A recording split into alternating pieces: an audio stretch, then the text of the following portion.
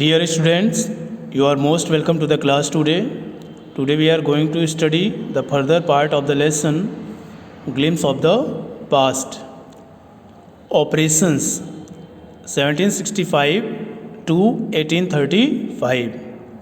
इस पार्ट में हम अंग्रेज़ों द्वारा 1765 ईस्वी से लेकर 1835 ईस्वी के बीच तक भारतीयों पर किए जाने वाले अत्याचारों के बारे में पढ़ेंगे. So let us C.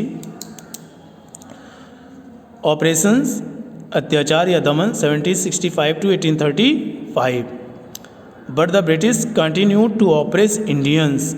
But the British लेकिन अंग्रेज़ों ने कंटिन्यू जारी रखा टू ऑपरेस दमन करना, अत्याचार करना इंडियंस भारतीयों पर. लेकिन अंग्रेज़ों ने भारतीयों पर अत्याचार करना जारी रखा. In 1880 they had pass regulation third. सन 1818 ईस्वी में उन्होंने रेगुलेशन थर्ड नाम से कानून पास किया. अंडर इट जिसके अंतर्गत an Indian could be gelled without trial in court. An Indian एक भारतीय को कुड बी जेल्ड जेल में डाला जा सकता था विदाउट ट्रायल इन कोर्ट बिना न्यायालय में मुकदमा किए.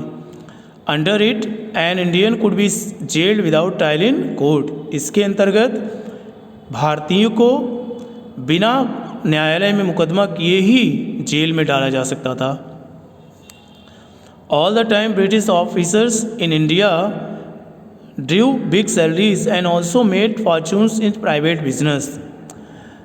ऑल द टाइम हर समय ब्रिटिश ऑफिसर्स जो ब्रिटिश के अंग्रेज ऑफिसर थे इन इंडिया भारत में रहने वाले जो अंग्रेज ऑफिसर थे वो हर समय ड्रू बिग सैलरीज वो बड़े वेतन लेते थे. And also made Fortune in private business और प्राइवेट व्यवसाय में भी वो बड़ा फॉर्चून मीन्स होता है धन संपदा, विपुल संपत्ति. All the time British officer in India drew big salaries. कह रहा है भारत में रहने वाले जो ब्रिटिश ऑफिसर थे वे हमेशा से बड़ी तनख्वाह लेते थे. And also made fortunes in private business और प्राइवेट व्यवसाय में भी वे खूब ढेर सारा धन कमाए. In 1829 Britain was exporting British goods worth 7 crore rupees to India. By 1829 सन 1829 ईस्वी तक ब्रिटेन वाज एक्सपोर्टिंग ब्रिटेन निर्यात कर रहा था ब्रिटिश गुड अंग्रेजी उत्पादों को वर्थ 7 करोड़ रुपीस लगभग 7 करोड़ रुपए के इन इंडिया में भारत को. 1829 ईस्वी तक ब्रिटेन भारत को लगभग 7 करोड़ रुपए के अंग्रेजी उत्पादों को निर्यात कर रहा था. The British prospered on the companies लूट. लूट मीन्स होता है लूटपाट करना. द ब्रिटिश जो अंग्रेज थे प्रॉस्पर्ड वो फल फूल रहे थे ऑन द कंपनीज लूट कंपनी की लूटपाट के कारण. The British prospered on the companies लूट जो अंग्रेज थे वो कंपनी के लूटपाट के कारण फल फूल रहे थे. While Indian industries began to die. जबकि भारतीय जो इंडस्ट्रीज थे व्यवसाय थे उद्यम थे बिगैन टू डाई वो समाप्त होने लगे. The British prospered on the companies लूट जो अंग्रेज थे वो कंपनी के लूट के कारण फल फूल रहे थे. While Indian industries began to die जबकि भारतीय कंपनियां जो उद्यम थे वो बंद होने लगे. Governor general Bentinck reported back to home. Governor general Bentinck reported में सूचित किया बैक होम वापस इंग्लैंड को.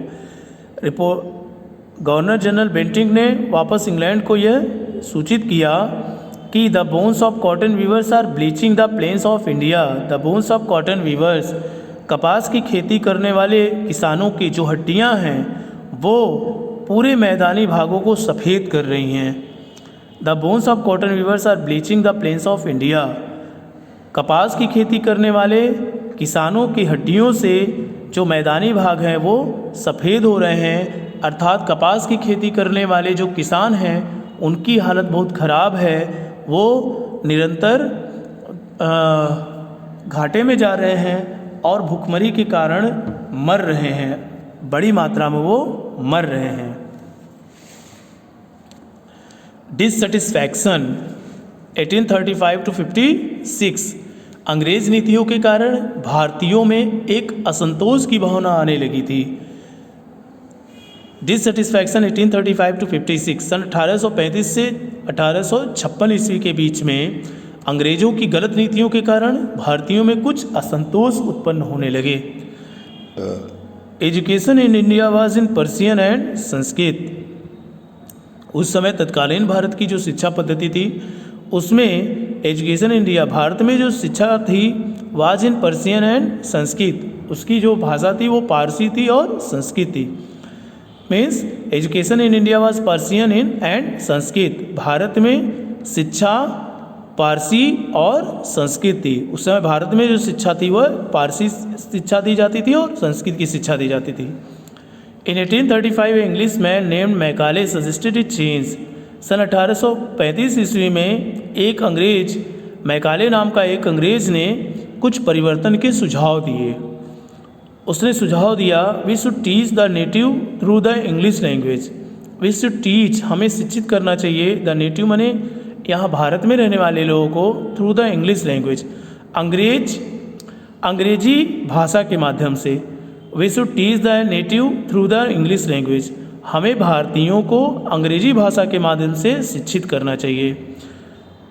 ऑफिसर बोला आई एग्री, मैं सहमत हूँ। English education produce colour to home the British gave petty jobs under them, English education जो अंग्रेजी शिक्षा थी, प्रोड्यूस क्लर्क, उनसे क्लर्क, लोग क्लर्क बनने लगे, टू होम, जिन्हें the British gave petty jobs under them, जिन्हें अंग्रेज अपने अंदर, अपने पास छोटे मोटे नौकरियां देने लगे। अंग्रेजी शिक्षा ने क्लर्कों को उत्पन्न किया, क्लर्क बनाए, जिन्हें अंग्रेज अपने पास छोटी मोटी नौकरी दिए। Incidentally it also produce your new generation of intellectuals, incidentally संयोगवश it also produce a new generation, संयोगवश इसने एक नई पीढ़ी का जन्म दिया, ऑफ इंटेलेक्चुअल्स, विद्वान लोगों को, संयोगवश इसने विद्वान लोगों की एक नई पीढ़ी को जन्म दिया और उन्होंने आपस में विचार विमर्श करना आरंभ किया। We must educate our brothers, भारतीयों ने सोचा कि हमें अपने जो स्वजन हैं, हमारे भाई बंधु हैं, उन्हें भी शिक्षित करना चाहिए। And try to improve their material condition, दूसरा बोला और ट्राई, प्रयास करना चाहिए, टू इम्प्रूव, सुधारने का, दियर मटेरियल कंडीशन, उनकी आर्थिक स्थिति को, और उनकी आर्थिक स्थिति को सुधारने का प्रयास करना चाहिए।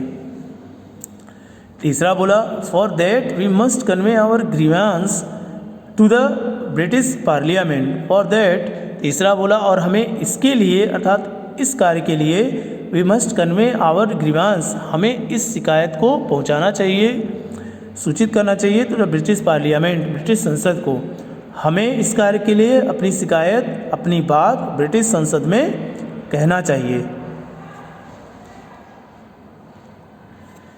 In 1856 the British had conquered the whole of India, सन 1856 ईस्वी तक अंग्रेजों ने पूरे भारत को जीत लिया।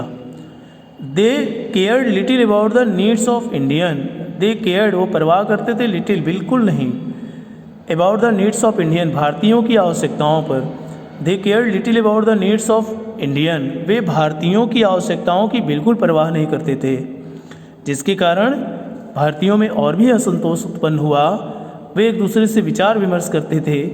आवर किंग्स है बिकम पपेट्स, आवर किंग्स, हमारे जो राजा महाराजा हैं वो पपेट्स अर्थात कठपुतली बन गए हैं। And we have lost our old jobs, और हम अपनी जो पुरानी नौकरियां थे, हमारी जो पुरानी